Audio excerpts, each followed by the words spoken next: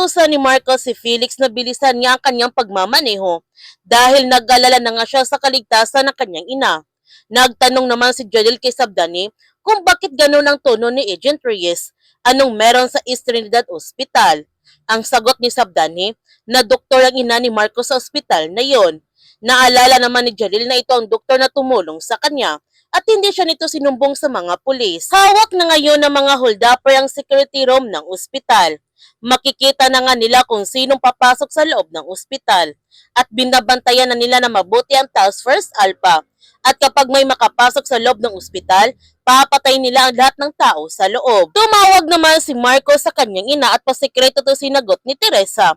Ngunit nahuli ito ni Axel kaya kinuha niya nito ang cellphone at pati na ang lahat ng cellphone na hawak ng mga tao sa loob ng ospital. Rinig na rinig naman ni Marcos ang mga pinagagawa ng mga hold-uppers sa ospital. Kaya inutusan ni Marcos si Lara na kailangan niyang makita kung anong nangyayari sa loob dahil hindi lang ang kanyang ina ang nandoon. Maraming ibang hostages sa loob. Kaya pinasok na nga ni Buster ang CCTV sa ospital at nagtagumpay naman ito si Buster.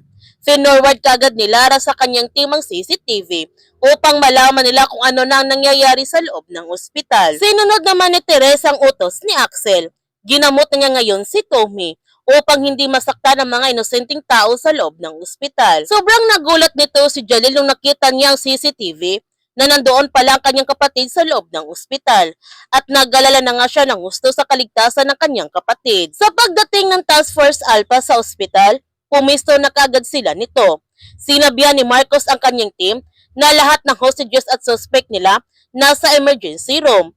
Ang goal nila ngayon i-secure ang perimeter at inutusan niya sina Suarez at Cruz na isara nila yung pasukan. Habang ginagamot ni Teresa si Tommy, palagi ito pinipresyon nila Axel at Jovi. Kaya sinabihan ni Teresa ang mga ito na hindi niya magagamot ang kanilang kapatid kung lagi siyang tinututukan ng baril sa ulo. Sinabihan din ito ni Jamila kung gusto nilang mailigtas ang kanilang kapatid, kumalma sila. Alam ni Doktor ang kanyang ginagawa. Kaya kumalma na nga nito sina Axel at Jovi. Nagtagumpay naman ito si Teresa nang kunin ang bala na sa katawan ni Tommy. Ligtas na ngayon si Tommy sa bingit ng kamatayan. Inutusan ulit ni Marcos si Lara na kailangan niya ang blueprint ng ospital. Nagtanong naman si Jalil kay Marcos kung bakit nandito ang mga holdupper. Dahil sa pasyenteng ginagamot ng kanyang ina ngayon. Pero dito sila pumunta. Kahit alam nilang matatrap sila. Ganon ka-importante ang pasyente na yan. Na-identify naman ni Lara ang pasyente at ipinalam niya ito kagad kay Marcos na ito si Tommy Rosales, ang bunsong kapatid ni na Axel at Jovi Rosales. Mga member sila ng notorious criminal group na Metal 13. Sinabihan ni Jalil si Marcos na hindi to hostage-taking. Wala ito sa plano ng mga holdupper. Oras ang kailangan nila para iligtas yung kapatid nila. At yan ang hindi nila ibibigay sa kanila. Atakihin na nila ito. Galit na sinabihan ni Marcos si Jalil na hindi sila pwedeng magpadalos-dalos ngayon. Maraming pwedeng mamatay sa loob. Kailangan nila makipag-negotiate.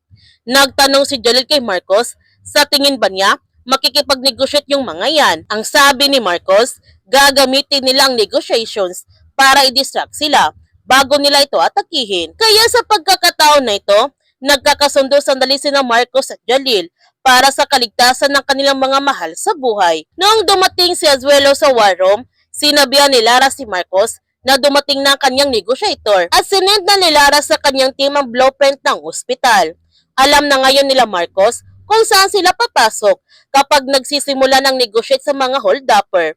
At sa kalagitnaan ng misyon, walang kamalay-malay si Jalil na may gustong pumatay sa kanya. Naibalita na ngayon sa publiko ang nangyari sa ospital. Nag-alala ng gusto si Narhana sa kaligtasan ngayon ni Jamila. Kaya huwag natin palalapasin ang kapanapanabik ng mga tagpo sa The Blood versus Duty.